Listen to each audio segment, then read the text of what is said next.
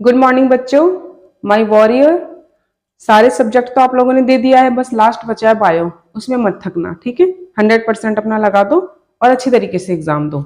चलिए स्टार्ट करते हैं। आज जो हम करेंगे वो 11th बायो का समर अप करेंगे, होल सिलेबस का, ठीक है। चैप्टर नंबर फर्स्ट है आपका लिविंग वर्ड। लिविंग वर्ड में 2-3 टॉपिक्स हैं, बस उससे करना है, बाकी करने की जरूरत नहीं है। कैसे? बायनोमिकल नोमेनक्लेचर, ये नामकरण होता है, ठीक है। कोई भी स्पीसीज होता है उसको किस तरीके से आप करेंगे जो सारे ऑल ओवर द वर्ल्ड वही नाम चले। तो इसका एग्जाम्पल भी पता है आपको, जैसे मैंगो को क्या बोलते हैं? मैंजिफ्रा इंडिका। मैन को क्या बोलते हैं? होमोसेपिन। तो इस तरीके से कोई से भी 2 या 3 नाम याद कर लेना। नेक्स्ट आता है सीरीज। तो सीरीज आप लोग कर लेना, वैसे आई नो आप लोगों को पता होगा कि किंगडम से लेकर के स्पीसीज तक किस तरीके से होता है, ठीक है। सबसे पहले किंगडम, फिर फ्लाई, ये फाइलम या डिवीजन बोल सकते हैं, ठीक है। उसके बाद क्लास, ऑर्डर, इस तरीके से करना है याद।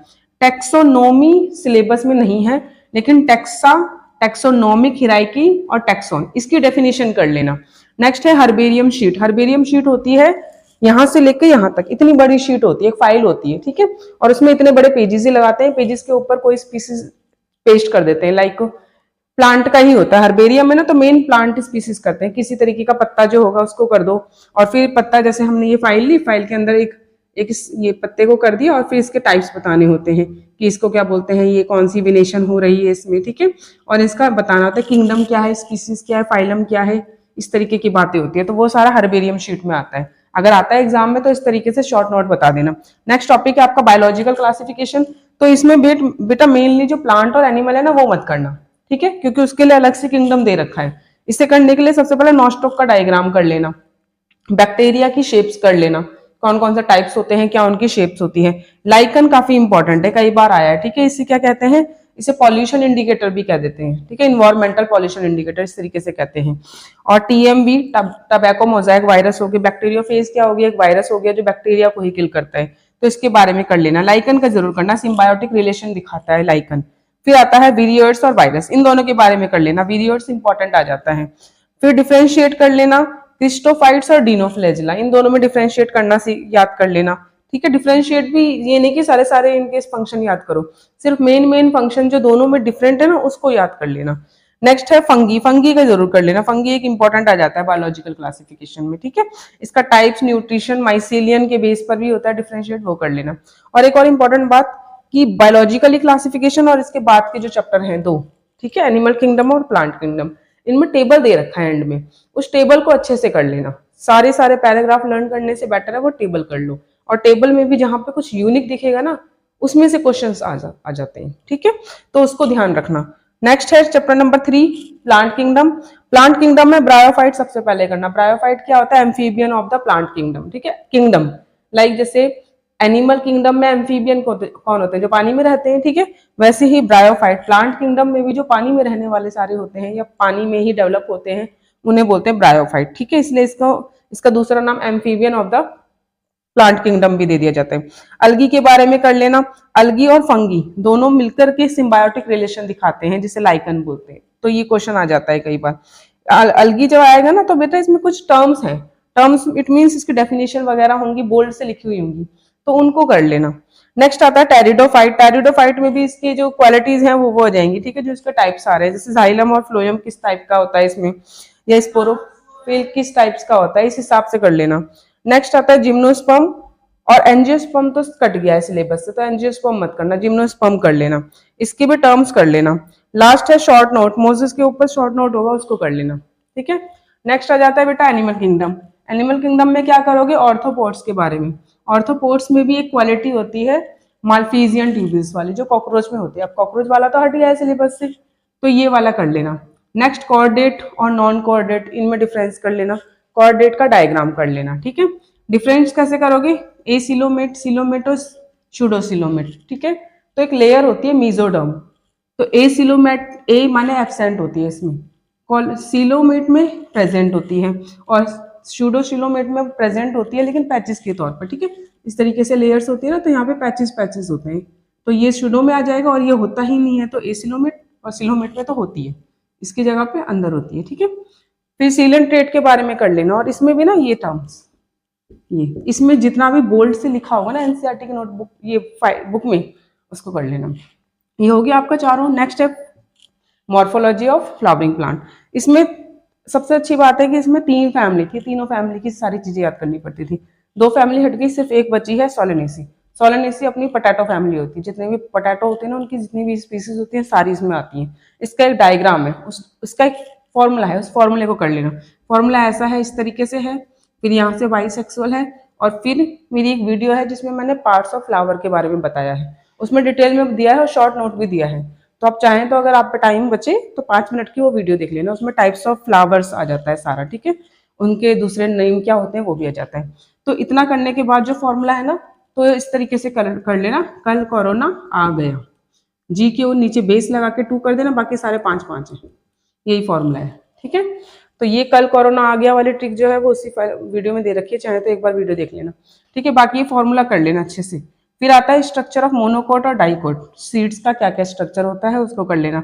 इन्फ्लोरेसेंस होता है arrangement of flower in a stem, तो उसको कर लेना, उसमें भी 2 तरीके की अरेंजमेंट होती है, रेसमोस और साइमोस, दोनों के बारे में कर लेना। नेक्स्ट आ जाता है आपका डिफ्रेंशिएट करना, हाइपोगाइनस, पेरिगाइमस और एपिगाइमस, तो ये इस तीनों को डिफ्रेंशिएट में कर लेना, ये ओवरी का ही आ जाता है, ठीक है। ओवरी किस तरीके से प्रेजेंट है, तो थैलेमस की पोजीशन पता चल जाती है, तो ओवरी की पोजीशन से थैलेमस पता चल जाता है किस तरीके का होता है। टाइप्स कर लेना, एस्टिवेशन और प्लासेंटा, प्लासेंटा के टाइप्स होंगे बेटा, वो जरूर करना, ठीक है। 4 5 टाइप दे रखे हैं, जैसे मटर में किस तरीके की प्लासेंटा होता है, टमाटो में किस तरीके का होता है, इस तरीके से होते हैं ना, वो कर लेना। और जो भी बोल्ड से लिखा होगा वो जरूर कर लेना। एक और इसमें ये बात बोलना चाहूंगी कि जितने भी जो चैप्टर आप लोग को नहीं समझ आ रहा ना, उसमें तो एनसीईआरटी की बुक में जो जो बोल्ड से लिखा है ना वो एटलीस्ट एक बार देख लेना, किसी ऐसे चैप्टर में जो आपको लगता है आप नहीं कवर कर पा रही हो, ठीक है। नेक्स्ट आता है एनाटॉमी, तो एनाटॉमी में काफी चीजें डिलीट हो गई हैं, ठीक है। स्टोमेटा का डायग्राम पहले से पढ़ते आ रहे हो, उसको देख लेना एक बार। पैरेनकाइमा के बारे में देख लेना, और इसके बाद का जो है वो हट गया है, ठीक है। जाइलम आएगा, फ्लोएम कट गया है, तो जाइलम के भी जो टाइप्स है ना वो इंपॉर्टेंट होते हैं, टाइप्स कर लेना, जाइलम फाइबर, जाइलम ट्यूब्यूल्स, ये सब होते हैं। मीजोफिल्स के बारे में कर लेना थोड़ा सा, और एक वस्कुलर बंडल, ठीक है। वस्कुलर बंडल क्या होता है, इस तरीके से बना होता है बलून सा, और बीच में कैम्बियम होता है, ऊपर जाइलम हो गया, नीचे फ्लोएम, इस तरीके का होता है। तो वस्कुलर बंडल किस तरीके से प्रेजेंट है उसके बारे में कर लेना, रूट में, स्टेम में, लीव्स में, ठीक है। इनको कर लेना, मोनोकोट डाइकोट, तो ये अपने आप में एक बड़ा टॉपिक हो जाएगा, क्योंकि मोनोकोट डाइकोट रूट में भी देखना है, स्टेम में भी देखना है, लीव में भी देखना है। लीव में थोड़े से कम चांस है, क्योंकि अगर स्टोमेटा का आ सकता है तो लीव नहीं देंगे, ठीक है।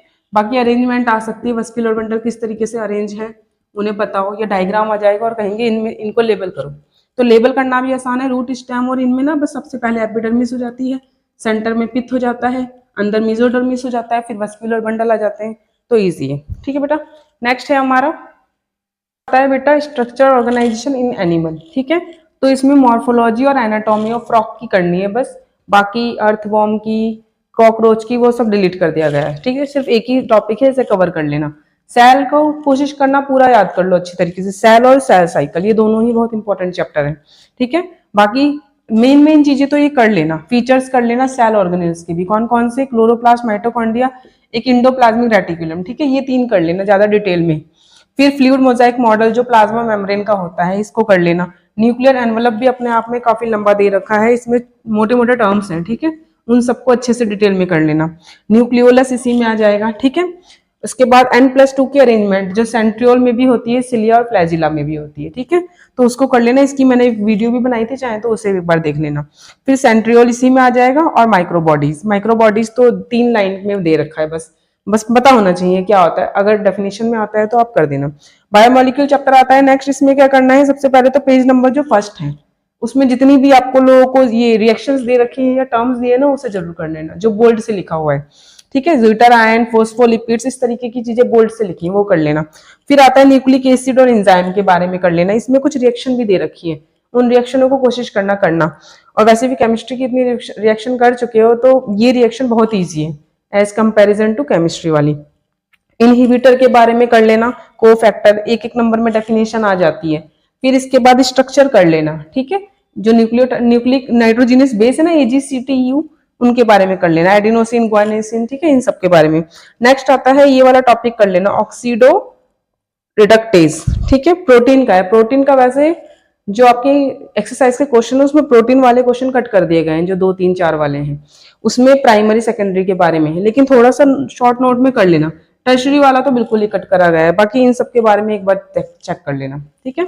नेक्स्ट आ जाता है सेल साइकिल, मैंने अभी बोला ये चैप्टर भी पूरा ही कर लेना। मेन करना तो क्या करना है, सबसे पहले कंसेप्चुअल क्वेश्चन इसमें से आता है, किस तरीके के आएगा, आ जाता है कि नंबर ऑफ एग कितने बनेंगे अगर इसमें माइटोसिस हुआ है, या इसमें मियोसिस हुआ है तो कितने बनेंगे, ठीक है। तो हमें पता है माइटोसिस में तो इक्वल बनते हैं, मियोसिस में 1 के 4 हो जाते हैं। तो बोल देंगे अगर 700 एग बने हैं या 700 सेल्स बने हैं तो उसमें कौन कौन सी डिवीजन हुई है, या माइटोसिस में कितनी हुई है, मियोसिस में कितनी हुई है, ठीक है। इस तरह के क्वेश्चन आते हैं इसमें, वो देख लेना। प्रोफेज फर्स्ट, जिसमें सारा प्रोसेस है, सारा 5 जो मेन स्टेजेस होते हैं प्रोफेज फर्स्ट में ही होती है ना, डिप्लोटीन, डाइकाइनेसिस, ये सब चीजें जो होती है, पैचेटीन, तो वो वाली सारी कर लेना डिटेल में, और कुछ टर्म्स होंगे उनको याद कर लेना, जैसे बाईवैलेंट क्या होता है, क्रॉसिंग ओवर क्या होता है। नेक्स्ट माइटोसिस को, यही वाला क्वेश्चन कंसेप्चुअल में आ जाता है कि माइटोसिस को इक्विटेशनल क्यों बोलते हैं, यानी कि इक्वल इक्वल डिवाइड कर रहे हैं इसलिए बोल दिया जाता है। कुछ टर्म्स हैं ये जो स्टार्टिंग में थे, जी नोट क्या होती है, face, S phase, G1 G2 face, इसके बारे में एक लाइन की डेफिनेशन कर लेना, ठीक है बेटा।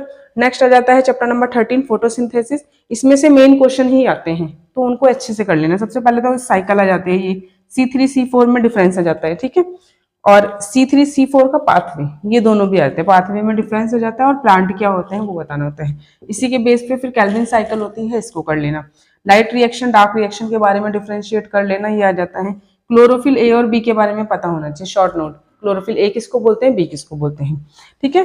नेक्स्ट आ जाता है रेस्पिरेशन। रेस्पिरेशन में आपको मेन तो 3 ही है, इसके लिए आप लोग परेशान भी होते हैं, सोचते हैं कोई ना कोई ट्रिक मिल जाए। तो सबसे पहले तो ETC है, ETC electron transport, ETS electron transport system, तो ये पूरा तो अच्छे से कर लेना, ठीक है। वीडियो भी आई हो आप लोग देख चुके हो। इसमें लास्ट वाला जरूर ध्यान से करना कि ATP सिंथेसाइजर में क्या होता है, ठीक है। नेक्स्ट ग्लाइकोलाइसिस कर लेना, ग्लाइकोलाइसिस की भी पूरी है ना, पायरुविक एसिड बनता है उस तरीके से पूरा कर लेना। साइट्रिक एसिड साइकिल कर लेना, और RQ के बारे में ना शॉर्ट नोट कर लेना, ज्यादा डिटेल में मत करना, शॉर्ट नोट होना चाहिए, ठीक है। नेक्स्ट है हमारा chapter number 15 plant growth and development, ठीक है। इसमें क्या करना है, प्लांट हार्मोन्स का क्वेश्चन पिछली बार भी आया था, तो ये एक इंपॉर्टेंट है, ठीक है। ऑक्सिन, जिब्रेलिन, साइटोकाइनिन, इनके बारे में कर लेना। नेक्स्ट एक फिगर 15.1 है, उसे कर लेना। फिर डिफ्रेंशिएट करने को आता है 3 चीजों में, डिफ्रेंशिएट, डी डिफ्रेंशिएट, री डिफ्रेंशिएट, ये क्वेश्चन पिछली बार भी आया था, तो इन तीनों में से इस वाले के चांस थोड़े ज्यादा हैं आने के, बाकी थोड़ा सा डिफरेंसेस में भी कर लेना, ठीक है। Breathing and exchange of gas में क्या होगा, सबसे पहले तो मैकेनिज्म कर लेना रेस्पिरेशन का, शॉर्ट में कैसे कैसे रेस्पिरेशन होता है, कैसे ब्रीद आउट होता है, ब्रीद इन होता है। नेक्स्ट एक्सचेंजेस ऑफ गैस कर लेना, इसी में एडअप हो जाएगा। IREV TB इन सबकी ना फुल फॉर्म कर लेना याद, ठीक है, और कहाँ यूज होता है ये चीजें कर लेना। नेक्स्ट आ जाता है डिसऑर्डर, ठीक है, ऑक्सी हीमोग्लोबिन के बारे में कर लेना, ऑक्सीजन जिसमें प्रेजेंट होता है, ठीक है, उस वाले ब्लड को कह देते हैं। फिर ऑक्सीजन डिसोसिएशन कर्व, ये एक है टॉपिक, इसको और कर लेना, ठीक है। बॉडी फ्लूइड सर्कुलेशन में क्या करोगे, सबसे पहले तो ECG का एक्सप्लेनेशन, पिछली बार भी आया था ये वाला क्वेश्चन, ठीक है, इसको कर लेना। इसमें फिर हार्ट, इसका स्ट्रक्चर और फंक्शन कर लेना, ये वैसे भी 10th का पढ़ा हुआ है, तो आप लोग जितने भी ये है ना, ये सारे थोड़ा जल्दी कवर अप कर लोगे। इसके बाद आ जाता है प्लाज्मा मेम्ब्रेन, उसका ब्लड ग्रुप में भी RH फैक्टर वगैरह, और ब्लड के साथ साथ यहाँ पे लिम्फ और उसका डिसऑर्डर, ठीक है। लिम्फ क्या होता है, और जब ये हार्ट जो होता है ना, तो हार्ट से किस तरीके की बीमारी आ जाती है, ठीक, हाइपरटेंशन हो जाता है, फिर हार्ट फेलियर हो जाता है, ये सारी चीजें लास्ट में दे रखी है, वो कर लेना। नेक्स्ट आता है चैप्टर नंबर 13 एक्सक्रीटरी सिस्टम, तो इसमें तो एक तो बेसिक है जो आप लोगों ने 10th में भी करा है, एक्सक्रीटरी सिस्टम का बनाना, जिसमें किडनी लगाते हैं, उसके बाद ट्यूब जाती हैं, फिर ब्लैडर होता है, ठीक है, वो चीज तो आप लोगों को आती है, आई नो, वो देख लेना एक बार, और किडनी का फंक्शन देखना, ठीक है, फंक्शन वर्क किस तरीके से करता है, क्योंकि 11th क्लास से थोड़ा सा डिटेल भी दे दिया गया है इसमें, तो इसमें फंक्शन ऑफ ट्यूब्यूल्स भी देख लेना, ठीक है, जितनी भी एब्जॉर्प्शन का काम होता है वो ट्यूब्यूल्स करता है ना, वो चीजें देख लेना। फिगर 19.4 का देख लेना, ठीक है, इसमें मालफिजियन ये का की जो बॉडी का है ना, ये चीज थोड़ी सी है इंपॉर्टेंट, इसे देख लेना। नेक्स्ट आ जाता है बेटा chapter number 20 locomotion and movement, इसमें क्या करना है, ये क्वेश्चन प्रीवियस ईयर में भी आया है, टाइप्स ऑफ जॉइंट, इसको देख लेना। फिर स्ट्रक्चर ऑफ एक्टिन और मायोसिन, ये भी आया है, इसे देख लेना एक बार, ठीक है। इनकी एक स्ट्रक्चर भी होता है, किस तरीके से मायोसिन आ रहा है, ठीक है, इस तरीके से सर्कल में बना होता है, वो चीजें देख लेना। रेड और व्हाइट मसल्स इसी से ऐड होती है, ठीक है, अगर आप लोगों ने ये स्ट्रक्चर कर लिया तो ये भी कर लोगे। ऐसे ही रेड और व्हाइट फाइबर क्या होते हैं, इनके बारे में देख लेना। फिगर 205 है, ठीक है, स्लाइडिंग फिलामेंट थ्योरी, उसी में ये दोनों चीजें आती हैं, तो आप लोग ये वाली जरूर कर लेना थ्योरी। फिर पेक्टोरल और पेल्विक का कर देना, ठीक है। ये वाली बोन कौन सी होती है, नेक बोन जो होती है वो पेक्टोरल में आती है, हिप बोन जो होती है वो पेल्विक में आती है, ये देख लेना। मसल्स के बारे में कर लेना, स्केलेटल, विजिबल और कार्डियक कैसे होते हैं, कार्डियक में हर्ट आ जाएगा आपका, ठीक है। नेक्स्ट आ जाता है chapter number 21, neural control and coordination. इसमें 2-3 टॉपिक है, उसे ही कवर कर लेना। एक्सोक्राइन और एंडोक्राइन में डिफरेंस कर लेना जरूर, ठीक है, क्या होता है दोनों में फर्क। ह्यूमन ब्रेन कर लेना डिटेल में, ये आया है पिछली बार भी क्वेश्चन, ब्रेन बनकर आया था, फिर उसके पार्ट्स वगैरह बताने थे। ह्यूमन न्यूरल सिस्टम कर देना, ह्यूमन न्यूरल सिस्टम में जो भी चीजें बोल्ड से लिखी है ना ब्लैक से, वो सारी कर लेना। लास्ट चैप्टर आता है चैप्टर नंबर 22, इसमें केमिकल कोऑर्डिनेशन का ये पूरा चैप्टर ही बहुत इंपॉर्टेंट है, ठीक है, कहीं से कुछ भी आ जाता है, तो मेन चीजें ये जरूर कर लेना अगर आप पे टाइम कम हो तो। थायराइड ग्लैंड के बारे में कर लेना, ठीक है, इस पे क्वेश्चन आया था पिछली बार की थायराइड ग्लैंड इस तरीके से आया था कि प्रेग्नेंट लेडीज जो होती हैं उनमें उनमें थोड़ी टेंशन और ये चक्कर वगैरह क्यों आते हैं, ठीक है, वीकनेस क्यों होती है, एबनॉर्मलिटीज क्यों हो जाती है न्यूबॉर्न में, इस तरीके के क्वेश्चन एडप्ट थे। तो उसका रीजन ये था कि लो ऑफ थायराइड ग्लैंड की कमी के कारण जो अडल्ट होते हैं उनकी डेवलपमेंट सही से नहीं होती, और जो जो प्री बर्थ वाले बेबी होते हैं उनकी भी मेंटलिटी ठीक नहीं होती है, ठीक है। तो इस तरीके के क्वेश्चन आ जाते हैं। इनकी फुल फॉर्म सिर्फ ये नहीं, जितने भी दे रखे हैं ना सबकी फुल फॉर्म जरूर कर लेना, जितने हार्मोन्स हैं, male female, thyroid, adrenal gland, ठीक है, इन सबका एड्रिनल ग्लैंड का डिटेल में पढ़ लेना। और कोशिश करना कि इस चैप्टर के ना आप टेबल बना दो, नंबर ऑफ हार्मोन्स लिख दो, उन वो कब सीक्रेट होते हैं, वो एक्सो में आते हैं या एंडो में आते हैं, और उनका क्या वर्क होता है, इस तरीके का टेबल बना लेना तो हो जाएगा जल्दी याद। फिर पिट्यूटरी ग्लैंड और हाइपोथैलेमस सबसे पहले ही होते हैं, ठीक है, इनके बारे में पढ़ लेना। एक और यहाँ से थोड़े छोटे कम नंबर में क्वेश्चन मार्क आ जाता है क्वेश्चन कि अल्फा और बीटा सेल्स क्या होते हैं, ठीक है। तो अल्फा जो होते हैं वो ग्लाइकन की करवाते हैं सिक्रेशन, और जो बीटा होते हैं वो इंसुलिन की करवाते हैं, इस तरीके से कर लेना। लास्ट बचा है एक्सो और एंडोक्राइन, ये पहले बता चुके हैं, ठीक है। इस तरीके का आप समर है बेटा, ये कोशिश करना जितना मैंने बताया है एटलीस्ट वो तो कर लो। अगर आप लोगों ने इतना कर लिया तो आप अच्छे नंबर आएंगे आपके, ठीक है, अच्छे नंबर, काफी अच्छे नंबर आ जाएंगे, ऐसा भी नहीं है कि सिर्फ पास हो गए, ठीक है। बाकी बेस्ट ऑफ लक, अच्छे से तैयारी करना, थोड़ी सी एक्स्ट्रा मेहनत कर लो, फिर तो आराम ही आराम है, ठीक है बेटा। Good bye, best of luck.